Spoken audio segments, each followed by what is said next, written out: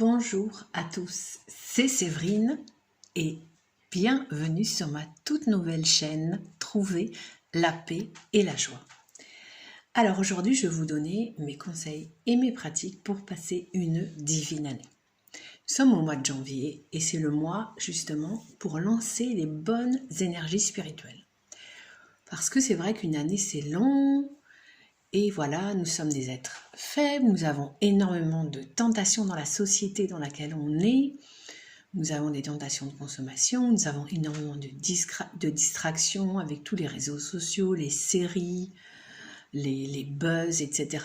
Donc, comment on fait pour en fait se mettre dans un bon état d'esprit, pour recevoir l'Esprit Saint, pour qu'il puisse vraiment nous aider à passer une divine année. Bien, ce qui est très important, c'est de pratiquer des cérémonies longues, des temps de prière longs de 2 heures. Donc moi, il y en a 2 que j'aime beaucoup faire. C'est le rosaire. Donc une fois par mois, je prie le rosaire pendant 2 heures. Donc je prie avec NDLM. Je vous mettrai les références. Et là aujourd'hui, je voulais vous parler d'une cérémonie qui est organisée par une association que j'aime beaucoup, qui est l'association de la miséricorde divine. Et cette association essaye de faire connaître le message de la miséricorde divine que Jésus, en fait, a donné à Sainte Faustine en Pologne. Ça se passait au début du XXe siècle. Et ce message de la miséricorde divine, c'est quoi? C'est tout simplement pour dire que, en fait, Jésus, il a un cœur brûlant d'amour pour chacun. Il n'y a aucune personne qui doit avoir peur de s'approcher de cet amour, car il a dit à Sainte Faustine, même l'âme qui serait la plus rougie, eh bien, si elle s'approche de moi, je vais la rendre blanche comme neige. Donc c'est vraiment ce message de la miséricorde divine que cette association essaye de faire passer lors d'une magnifique cérémonie qui a lieu tous les premiers vendredis du mois.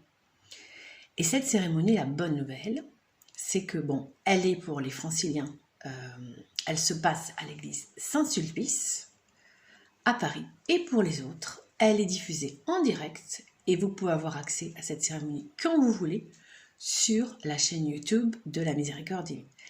Et c'est vraiment une très belle cérémonie. Il y a d'abord la célébration du jour, la messe, ensuite il y a un temps de louange, et un temps d'adoration. Et je peux vous assurer, puisque moi j'habite dans la banlieue bordelaise, donc je n'ai pas eu l'occasion d'assister dans l'église même, que même à travers Internet, on ressent mais vraiment l'amour de Dieu. Et à chaque cérémonie, vraiment, j'ai des larmes qui coulent, c'est des larmes, je ne sais pas comment expliquer, c'est des larmes de joie, de gratitude. Vraiment, je ressens vraiment l'amour de Dieu, en fait, qui vraiment passe lors de cette cérémonie, au moment de l'adoration, voilà, l'adoration du Saint-Sacrement, au moment en fait de la louange. Vraiment, on ressent, voilà, il y a à la fois l'amour de Dieu pour nous, et puis l'amour que chaque participant ressent pour Dieu, l'amour qu'il demande, et c'est vraiment un moment extraordinaire.